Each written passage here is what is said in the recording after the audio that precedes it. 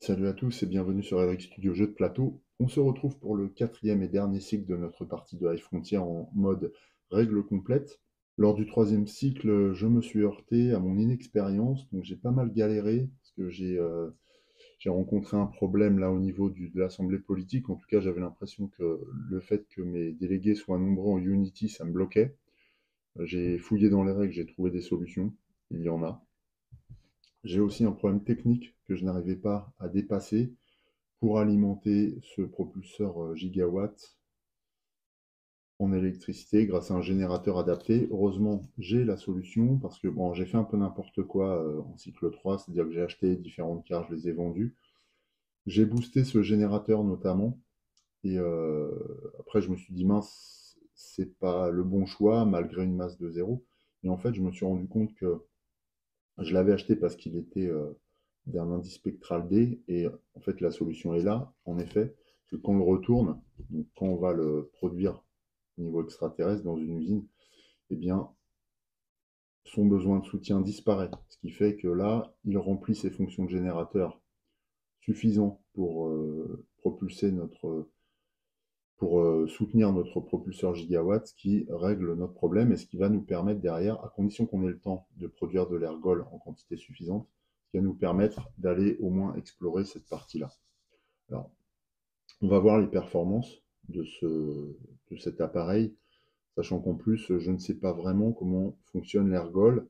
Là, ce qu'on voit, c'est que pour 2 burns par an, l'ergol utilisé est de 1/10 de réservoir. Donc, je ne sais pas trop comment gérer ce système-là. Il va falloir que je regarde encore un peu dans les règles. Mais toujours est-il que là, j'ai une solution qui nous ouvre des portes. Donc, pour l'instant, ce générateur est en Léo, donc je vais le démanteler, ce qui va constituer la première action gratuite de ce tour, de cette première année. Je démantèle immédiatement en tant qu'action gratuite. En tant qu'opération, je vais... Alors j'ai deux choses à produire. Je vais d'abord produire mon générateur dans l'usine. Ça, c'est mon opération. Sur cette première année, hop, et je produis ce générateur. Alors la contrepartie à tout ça, c'est que la masse augmente. On est passé d'une masse de 0 à une masse de 2. Voilà, c'est un appareil qui a l'air assez conséquent. Lorsque le câble coupe perpendiculairement un champ magnétique quelconque, il génère du courant. L'énergie électrique peut être récupérée et il est aussi possible d'élever le vaisseau en faisant circuler du courant dans le câble. La puissance est de 60 mégawatts. C'est un propulseur électromagnétique à câble. Oui, en effet, le vaisseau est tout petit, il y a un énorme câble derrière. Alors là, qu'est-ce que j'ai en avant-poste? Donc j'ai le générateur qui est produit. Il est désormais utilisable. J'ai le propulseur qui est soutenu par son générateur. Donc c'est un vaisseau d'une masse de 2 si je le transforme en lanceur. Ça, je n'en ai plus besoin. J'ai un robonaute avec un ISRU de 2 et une masse 0 que je peux joindre. Et voilà, là je pourrais éventuellement démanteler ce propulseur. Il me servira à grand chose. Le réacteur, je vais pas le défausser pour le moment parce qu'il peut servir au robonaute. Donc là, admettons que je décide de faire décoller mon lanceur de Demos avec à son bord un robonaute. Ah, j'ai besoin aussi de refroidissement. Donc, cela correspond à un vaisseau propulsé par cet HP à fusion. Alors, ce que j'ai regardé aussi, j'ai trouvé une donnée sympa dans les règles aussi. En regardant le type d'ergol isotope produit sur différentes usines, on voit que Fideclown a pensé à nous donner le type d'ergol produit en fonction du type astral du site. Là, sur un type astral de type D, l'ergol produit d'un point de vue thématique est du boron 11. A priori, c'est quelque chose qui existe. C'est un élément rare, chimique, donc, dont on connaît désormais le type. Donc on va produire du boron 11 possiblement. Mais ça, ce sera une opération de ravitaillement en usine.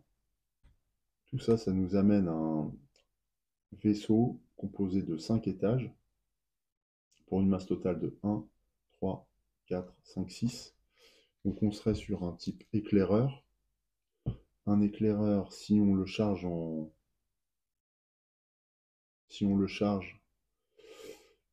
isotope, ça veut dire qu'on a 2 crans d'isotope. Ça nous fait en réalité 20 étapes d'ergol. Ça correspond à 20 étapes d'ergol puisque la consommation c'est 1/10 d'étape. Ouais, donc ça peut peut-être suffire, on va voir. On va voir, sinon ça se tente. Donc là j'ai ça potentiellement. Donc 20 étapes d'ergol, sachant qu'il nous faut 1/10 pour 2 étapes. Alors déjà, il va falloir plusieurs années pour nous rendre où on veut. Donc il nous faut combien d'années là? Si on lance ce vaisseau-là, il nous faut, donc mettons 1, donc c'est 2 burns par an. Là ça fait 1 pour rentrer ici. Parce que le décollage ne consomme ni d'ergol ni de burn dans la mesure où il n'y a pas d'atmosphère. Donc on réussit. Donc on consomme 1 ici. Là on va tout droit. Il n'y a pas de problème. Par contre on doit s'arrêter à l'Oman. Au niveau de l'Oman ici, il faudra pivoter. On n'a pas de pivot gratuit, donc ça va nous coûter 2 burns. C'est-à-dire que la deuxième année, on va sortir du Oman pour arriver à celui-là. Troisième année, on va pivoter pour sortir de ce Oman. Quatrième année, on va rentrer dans ce burn pour arriver en B. Donc il nous faut 4 ans là pour parcourir ça. Il faut qu'on lance absolument ce vaisseau rapidement. Je ne vais pas pouvoir réellement développer de nouveaux robonautes, surtout que ça va encore alourdir le vaisseau.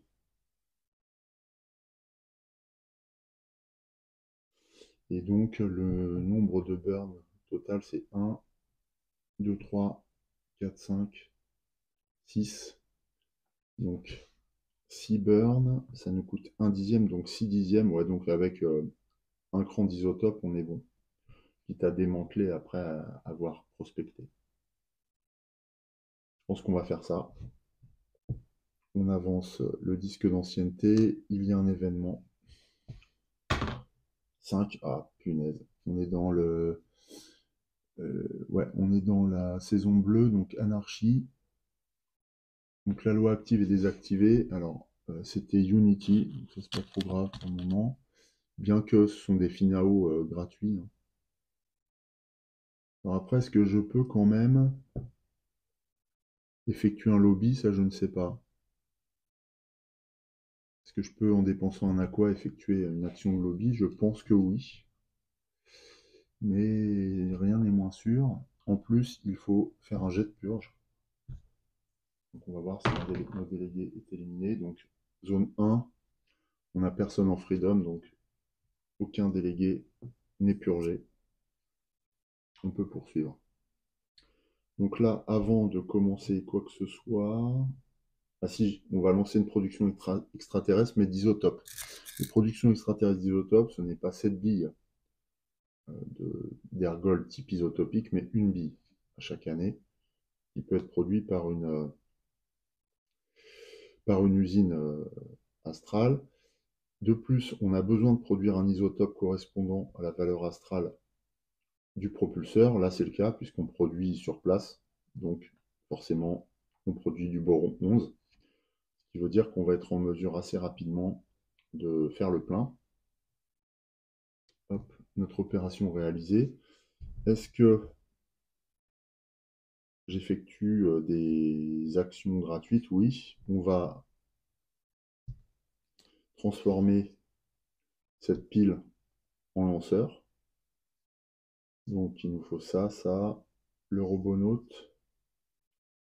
Il nous faut le réacteur pour le robonaute et le radiateur. Ouais, le robonaute est une technologie terrestre. Mais tant pis, on la recycle. Cette carte-là, je pense qu'on va faire une action de démantèlement, s'en débarrasser.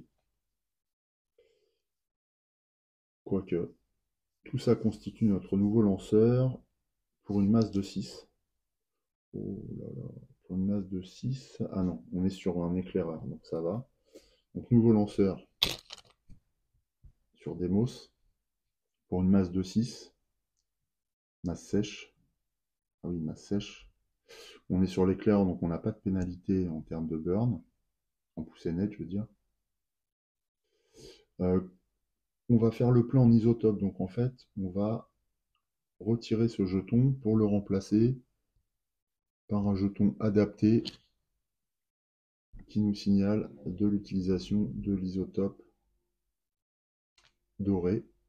Où est-ce qu'il est mon jeton là? Il est là. Donc voilà, on voit, hein, c'est masse en charge. Et donc en faisant le plein, on gagne un cran, on dépense cet isotope, histoire de faire le plein, et là on a 10 crans, un dixième, enfin 10 dixièmes de cran d'ergol, ce qui va nous être utile. On est prêt à la mise à feu. Est-ce que en action gratuite, je démantèle le propulseur? J'en sais rien. Alors toute cette ergol est là. Je le repose ici. Ça pourrait nous servir à retourner sur Terre d'une manière ou d'une autre. Ouais, ça pourrait être bien. Je sais pas si j'ai le droit de transporter des FT sur Terre. Faudrait que je regarde. Grâce à ce vaisseau-là, à condition de respecter toutes les contraintes, bien sûr. Je suis pas sûr. On va voir. En tant qu'action gratuite, je pense qu'on va tout de suite, histoire de gagner du temps, on va tout de suite procéder au lancement de notre propulseur gigawatt. Donc il a 2 burns par an en poussée de base. On n'a pas la capacité PowerSat, donc on ne peut pas l'aider à décoller, mais avec 2 burns par an, ça signifie que sa propulsion est supérieure à la gravité de Demos, donc il peut décoller sans problème. Comment je vais comptabiliser les niveaux d'isotope? Il faudrait que j'aille chercher un dé. Bien, donc pour suivre la consommation d'ergol, enfin d'isotope, j'ai mis un dé 10, donc on a 10 crans. Là, on va en dépenser un pour effectuer un burn. Donc on passe à 9 dixièmes de ce réservoir d'ergol.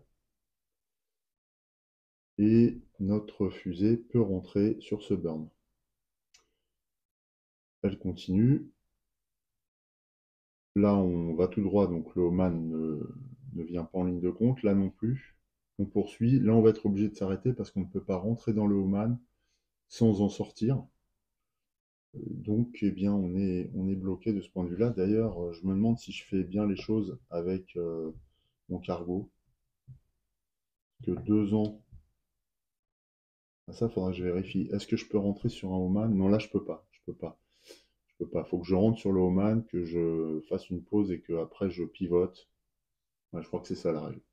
Donc là, dans tous les cas, de toute manière, on est bloqué cette année. Donc là, ainsi, le déplacement a été réalisé en tant qu'action gratuite et j'ai dépensé un dixième de niveau d'ergol isotopique. Ok. Ça, c'est une gestion quand même, hein. En tant qu'action gratuite, je ne vais rien faire d'autre, je pense. À moins que je fasse un lobby quelconque pour booster une carte. Ouais. C'était quoi? Là, j'ai un propulseur, mais je peux pas le booster en Léo, nécessairement en produit de manière extraterrestre, donc c'est pas la peine pour l'instant. Donc non, j'avance. On rentre dans la saison jaune, ce qui veut dire que la loi, enfin l'anarchie se dissipe et la loi redevient active. Je vais réinitialiser le déplacement. On va tout de suite conduire ce déplacement. Ainsi, pour un burn, donc un cran, un dixième de cran de carburant isotopique, on relance les moteurs, on arrive à un autre Oman. Je ne vais pas pouvoir rentrer dans le Oman par contre. Où est-ce que je peux rentrer? Ça, je sais plus. C'est une règle, des fois, j'ai un peu de mal à dompter. J'ai démarré de là. Ah non, non.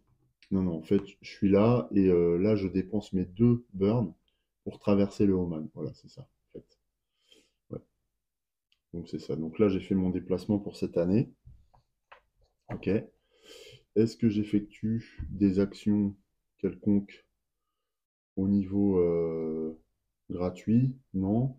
En matière d'opération, j'aurais bien envie de vendre. Ah non, en matière d'opération, je pourrais produire mon cargo, ça pourrait servir. Ou alors je lance une production avec mon robonaute plutôt. Ouais. C'est ce que je vais faire comme opération. Je lance une production extraterrestre avec mon robonaute. Donc c'est fait. Je vais rien faire d'autre. Je réinitialise juste le déplacement. On va passer un événement avant d'attaquer la 4e année. Le dé est là-bas. C'est un 1, c'est une phase d'inspiration. Ça va nous occuper maintenant. Propulseur S. Ouais, pourquoi pas, c'est bien ça. 14. Voilà, 14. Il est rapide, mais il consomme. Avant de pouvoir faire le plein pour financer 14 burns, ça va être chaud. Réacteur. H. Ouais. Là, on n'a pas de site H à porter. Ça va pas trop nous intéresser pour l'instant. Un radiateur type C. Je suis pas sûr qu'on ait le temps non plus. Un générateur type D. Ça, par contre, c'est intéressant. Il n'a pas de modificateur en version terrestre, mais il faut voir ce qu'il propose en version extraterrestre. Au niveau du propulseur, on passe sur un propulseur de 1 type spectral V, ça va être inatteignable. Ce robonaute nous intéressait, mais tant pis. On reprend un robonaute type C, robonaute type ICRU laser. Une raffinerie type D passe. M, ouais, ça ne nous arrange pas. Et le cargo type V, on retombe sur un cargo type Penny. Radarnet, il est assez semblable au nôtre. Ok. Là, j'ai pas encore déplacé mon vaisseau sur ce tour. Donc je vais déplacer en tant qu'action gratuite mon vaisseau. Là, je vais pouvoir partir et rentrer sur le Oman. Hein. J'ai 2 burns, donc je vais dépenser 2 crans. D'ailleurs, j'étais à 7, du coup, je n'étais pas à 8. Donc 7, 7 moins 2, je passe à 5 niveau d'ergol. On a dépensé la moitié du réservoir. 5 là. Voilà. Le réservoir est à moitié vide. Voilà. Ok.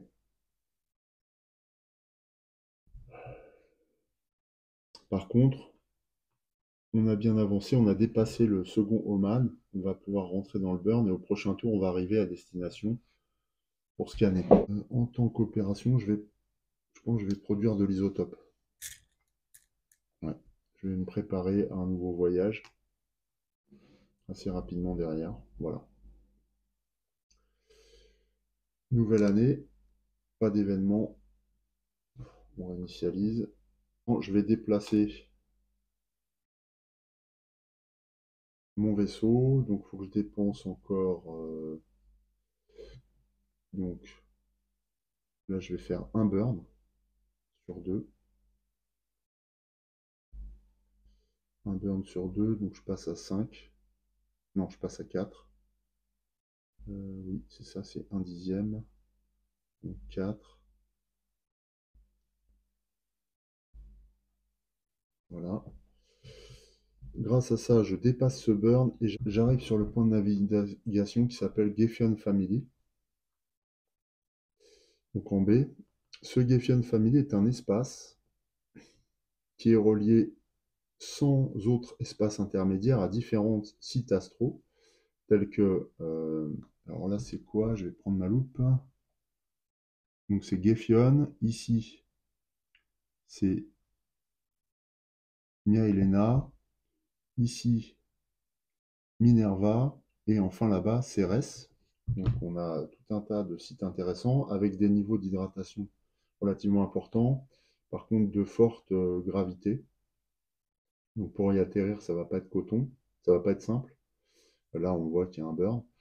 Mais en matière d'exploration, donc là j'arrive là, enfin de prospection, ça va être faisable, puisque un Lender Burn ne compte pas comme un espace qui nous sépare de Cérès.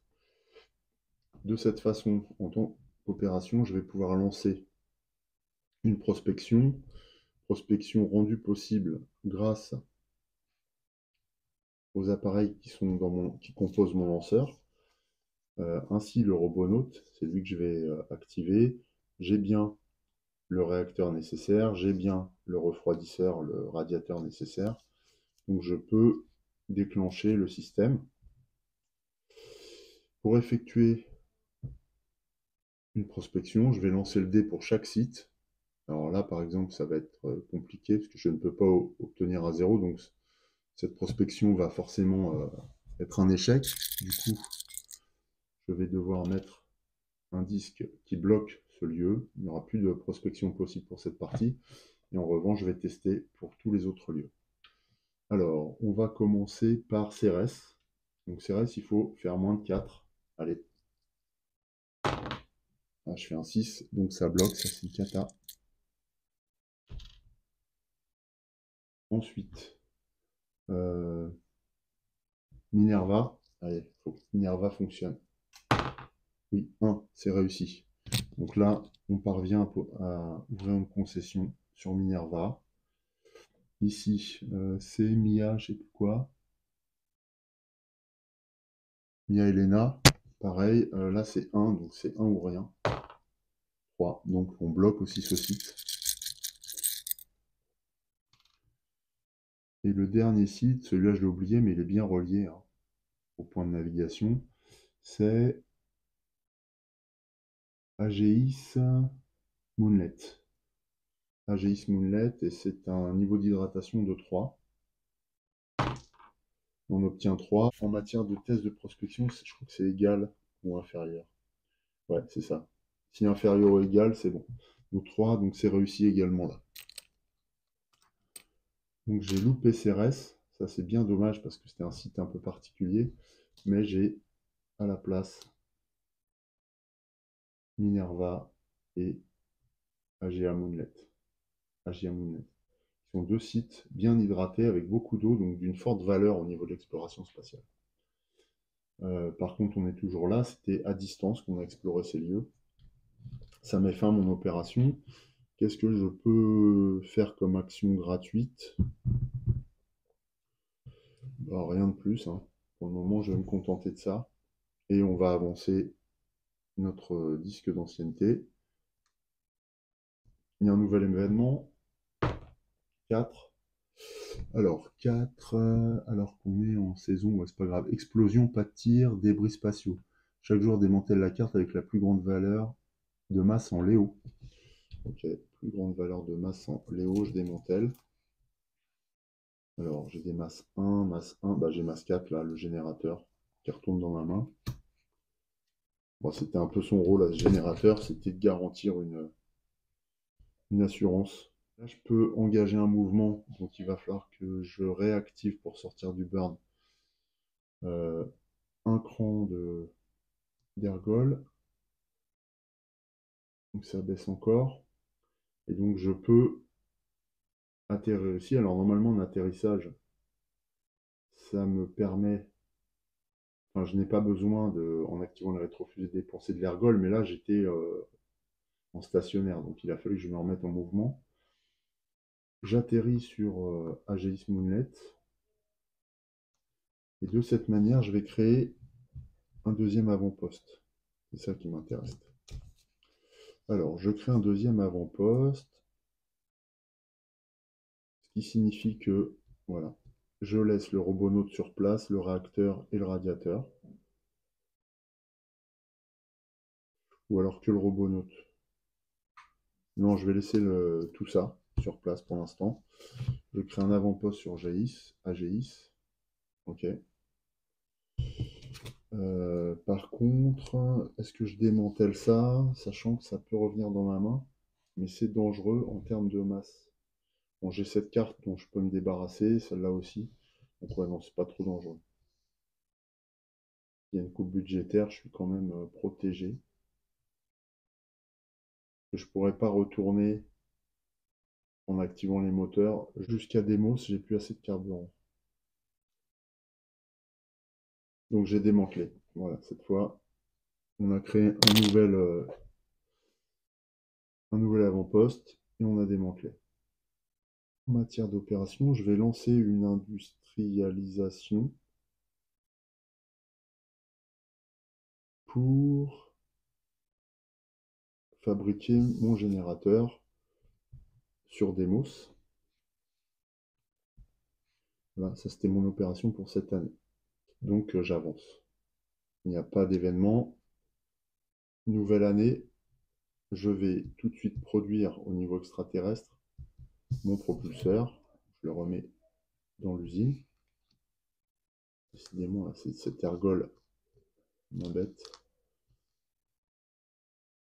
Voilà, enfin ce sont des FT, donc ça me sert à rien. J'avais bien produit un isotope, donc ça c'est super. Est-ce que je peux désormais acheminer une usine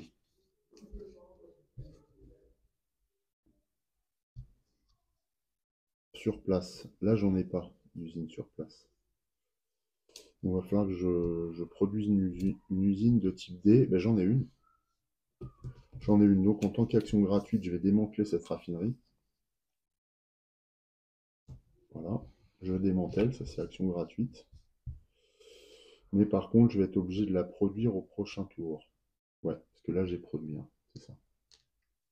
Bien. Nouvelle année avec une nouvelle opération disponible.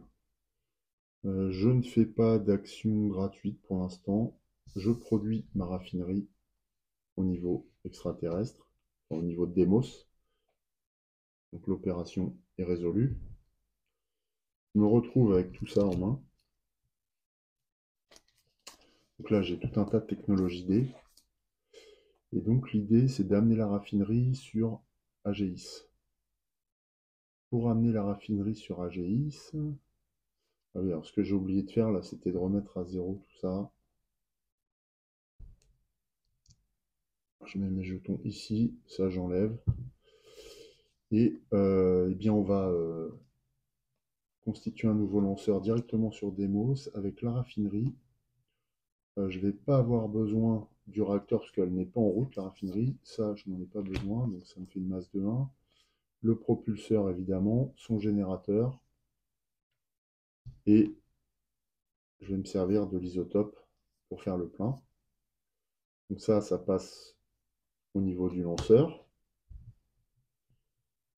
Comme j'ai assemblé ce lanceur à 3 étages, un petit appareil sur Demos, je mets la figurine. On va pouvoir se déplacer de 2. Je ne sais pas si on va avoir assez de temps. On fait le plein. Donc masse sèche, on est à 4.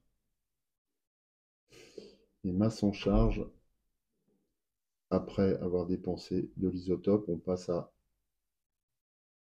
un rang d'éclaireur, je dépense l'isotope, je dispose de 10 dixièmes de réservoir, et donc on va pouvoir lancer tout de suite, sans attendre, l'appareil pour un.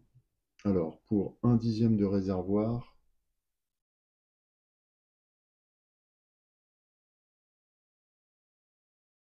on lance un burn, ça permet de déclencher le décollage. Ah oui, ici on peut. On passe ce burn. Ensuite, on poursuit. On passe les Oman, on va tout droit, donc il n'y a pas de problème. Là, par contre, on va s'arrêter avant ce Oman, on ne peut pas rentrer, il faut attendre l'année suivante.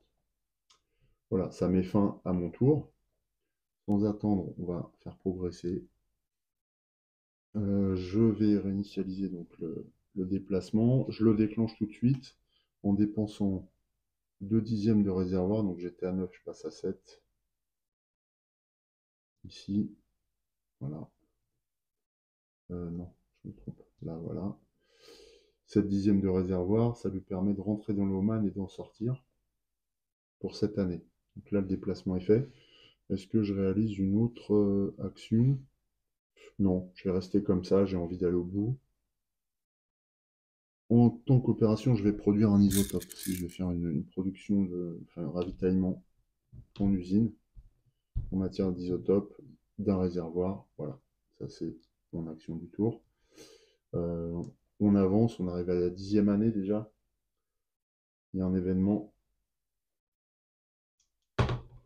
c'est un 3, donc c'est à nouveau le 3, c'est une anomalie. Anomalie, chaque joueur doit poser une anomalie sur sa pile qui possède le plus de cartes. Alors, la pile qui possède le plus de cartes, est-ce que c'est mon lanceur? Mon lanceur possède 3 cartes.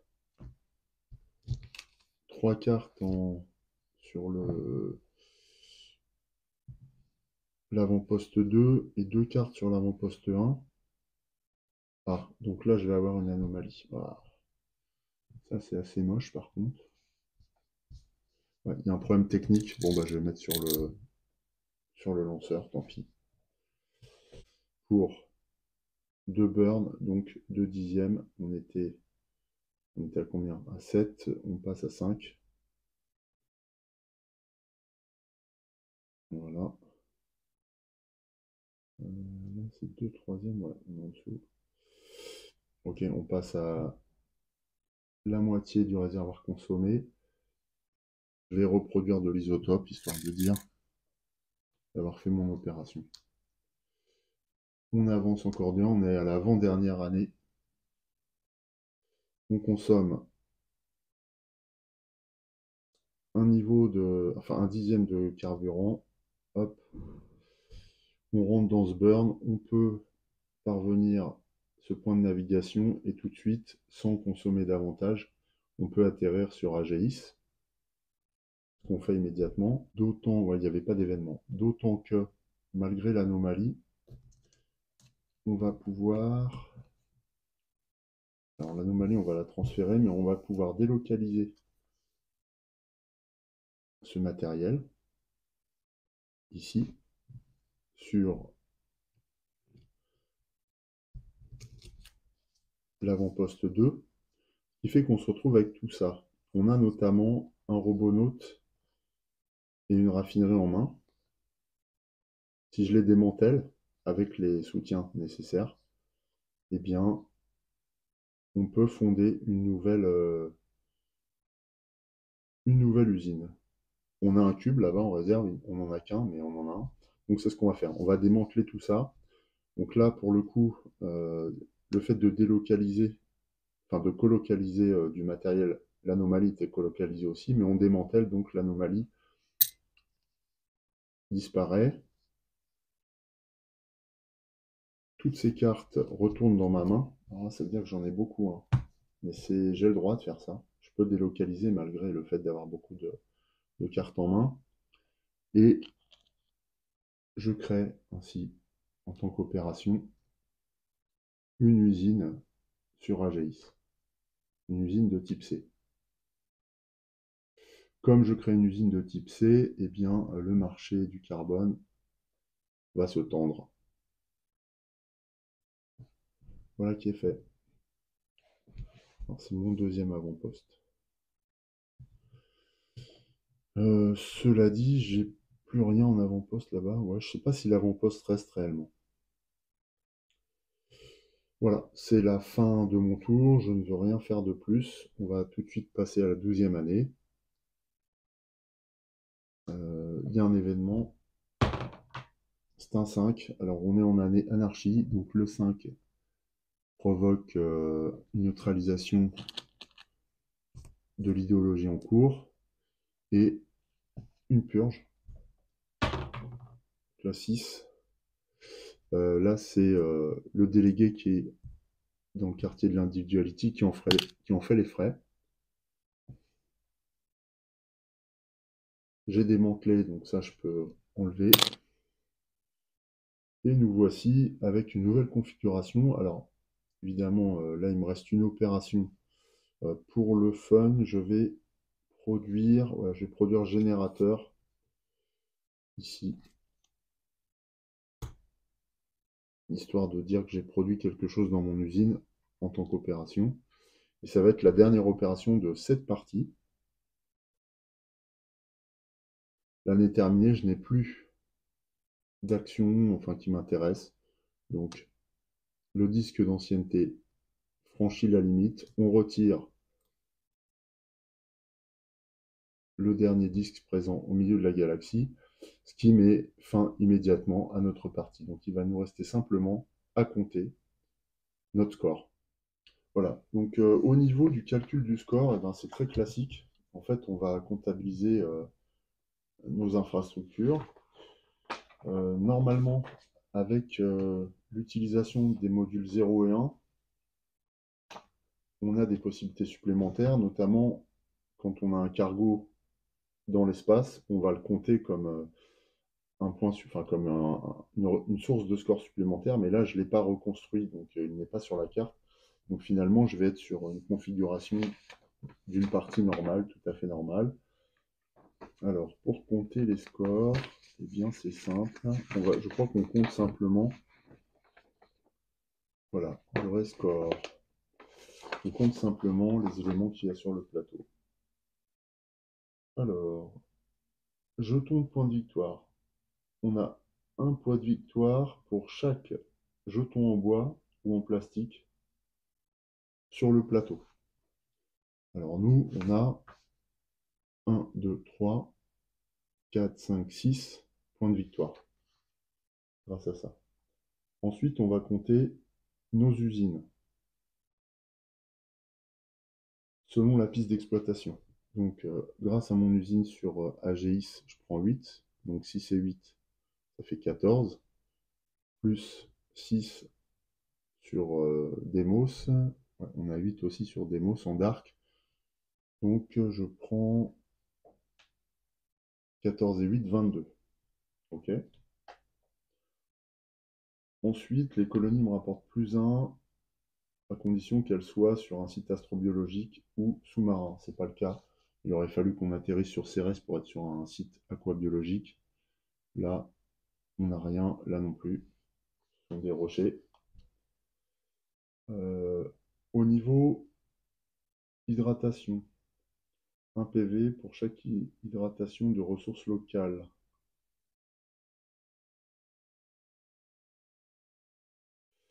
Ah, ça par contre c'est intéressant. Donc là on a des niveaux d'hydratation. Donc 1 PV, on est à 22, 23, 24, 25, 26, 27. Je crois que ça je ne l'ai pas compté dans ma partie en Race for Glory, mais c'était pas comptabilisé. Je n'ai pas réalisé de futur. J'ai le module politique. Donc là je vais compter. Ah, je ne sais pas ce que je dois compter. Est-ce que je dois compter des points pour chaque délégué présent? C'est ça?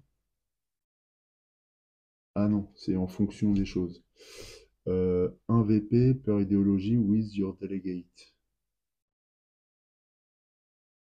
Ah oui, c'est ça. Donc là, j'ai deux. Ah oui, donc c'est ça que je compte moi en unité. Donc là, j'ai 3 points supplémentaires. Donc je passe à 22 plus 3, donc je suis à 25. C'est ça?